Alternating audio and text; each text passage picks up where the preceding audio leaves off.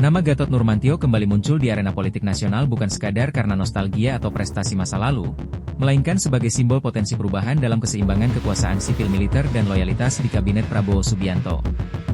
Isu pencalonannya sebagai Menko Polkam bukan hanya tentang individu Gatot, melainkan tentang makna dari pergeseran figur, dari politik praktis ke militaristik, dari teknokrasi ke simbolisme, dari stabilitas ke potensi gejolak baru.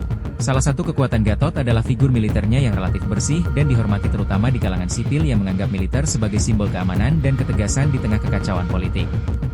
Namun, popularitas tidak bisa menggantikan kemampuan administratif dan diplomatik yang dibutuhkan posisi Menko Polkam, jabatan yang merangkum dan mengelola 3 domain besar, politik, hukum, dan keamanan sipil.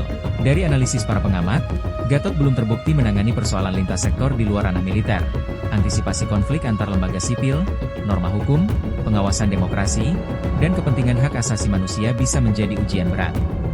Di sisi lain, keterkaitan Gatot dengan ormas Islam dan basis keagamaan diterjemahkan oleh sebagian publik sebagai jembatan represivitas moral, sekaligus penguatan identitas politik tertentu.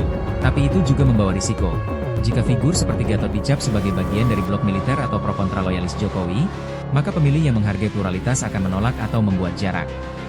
Publik khawatir bahwa penunjukan figur militer di posisi yang sangat politis dapat memperpanjang pengaruh militer dalam tatanan sipil dan menggeser keseimbangan demokrasi yang selama ini dibangun pasca reformasi. Pilihan Gatot, jika terlaksana, akan menjadi cermin dari strategi Prabowo. Apakah ingin menegaskan kontrol dan loyalitas, atau membangun koalisi yang inklusif dan kompeten dalam menghadapi tantangan keamanan demokrasi, hukum, dan politik di masa depan? Keputusan ini tak ringan. Tidak hanya akan menentukan performa kabinet dalam jangka pendek, tapi juga reputasi sistem pemerintahan Prabowo sebagai pemerintahan yang menjunjung kompetensi dan stabilitas bukan semata simbol kekuasaan.